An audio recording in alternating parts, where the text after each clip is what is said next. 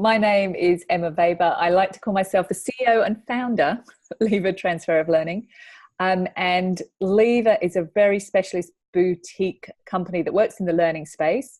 And we work in the behavioral change part of learning. So we help people implement what they've learned when they've been on a training program. Fantastic. So it's niche.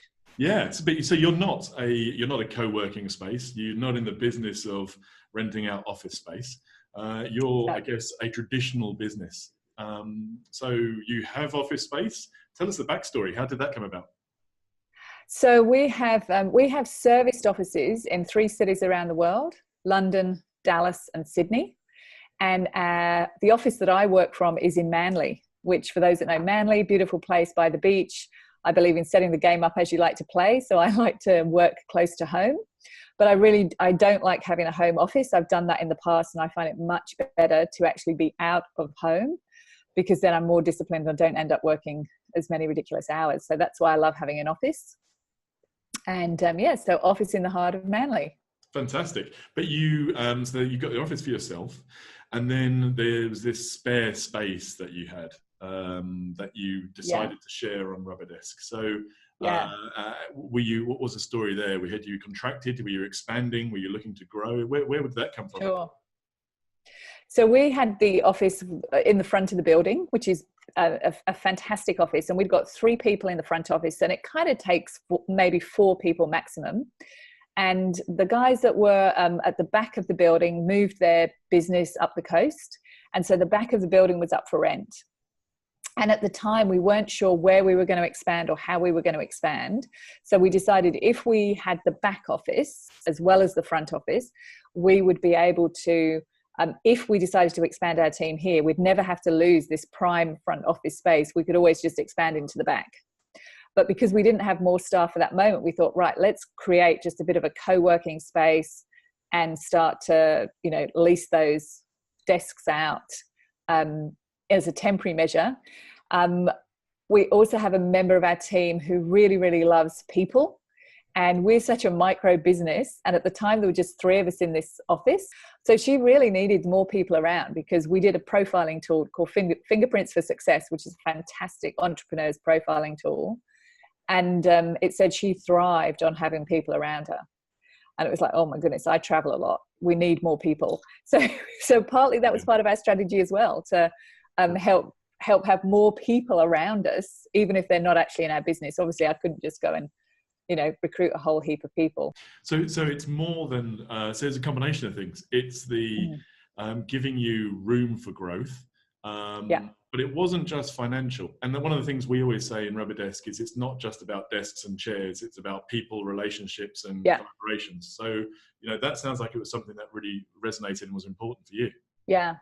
And in terms of a financial piece, our main aim wasn't necessarily, it was good to have it, positive, that we definitely didn't want it to be costing us money, but we weren't in it to try and become landlords.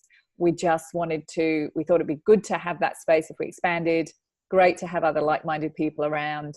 And then the money on top of that was just a nice bonus. So Rubberdesk, we came along and listed the space on Rubberdesk. That was great, thank you. But then we came along and rented space with you, and that's been terrific from our perspective, and worked really well working together. We've since moved on, and we've gone out and taken our own space now. But tell us about we've got on great, but tell us about the relationship side and the networking and the collaboration and the co-working type feel to the place.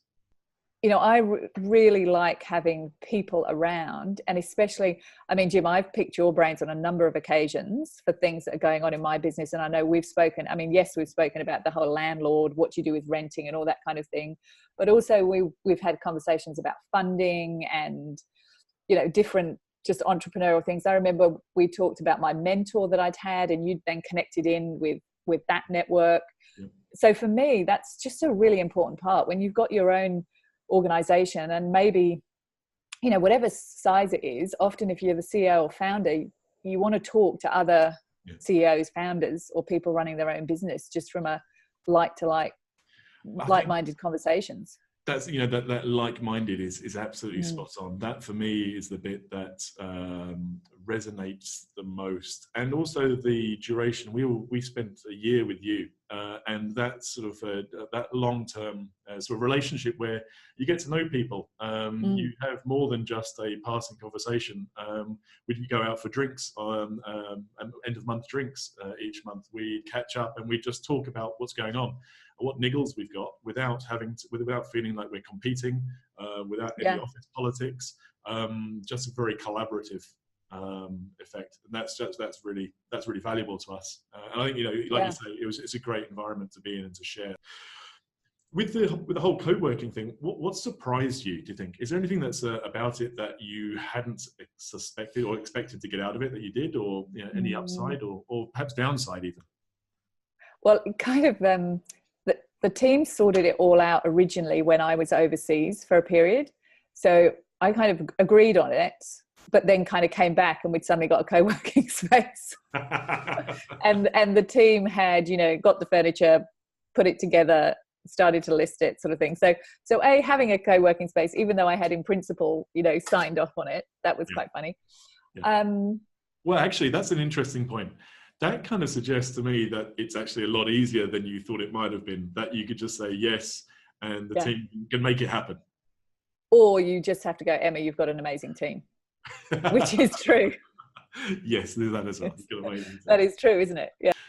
For other businesses that are perhaps in a similar state where they position as you were, where they've perhaps got some offices and excess space, what sort of tips or what advice would you have for them?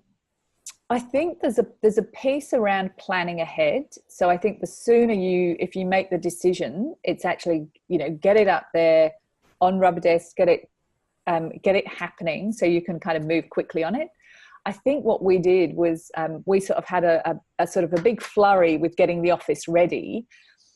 And then it took a while for us really to get the kind of marketing engine sorted. And of course, this was before the desks were on Rubberdesk, because we hadn't met you guys then. And so it took a while to actually get it full. And so I would maybe say, when you're doing your costings and your finances, don't bank on it being full all of the time. So if you've got some slack in that and you can have, you know, one desk empty or whatever, then that would be a good thing to do.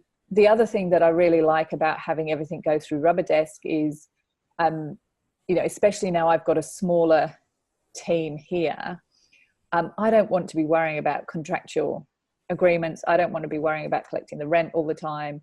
And so everything being centralized through Rubberdesk just makes it a whole heap easier than having to have, like, you know, separate contracts and all that kind of thing. So I think about your strengths. Obviously, if you're a lawyer and you've got your own legal practice, you might say, oh, I'd love to do separate contracts. But for me, that was just, it's the admin pieces that I don't really want to be worrying about. So that's spot on. I mean, that's really why I try and talk about traditional businesses where they aren't, you know, in the business of renting out office space, and trying to make it easy for them. And has that been one of the key things that's made it valuable for you in terms of the value add of Rubberdesk, let alone finding people, connecting them, but also taking care of that admin? Yeah, I think it's taking care of the admin, but also knowing then if something changes and, you know, one of the people does move out or move on to bigger premises or whatever, that you can then immediately just help get your ads straight back up there and straight back out into the marketplace. So it's not a big, you know, a big task to actually get that sort of activated and happening. Yeah. So it sort of enables you to be flexible rather than it's a big sort of stop-start type of thing.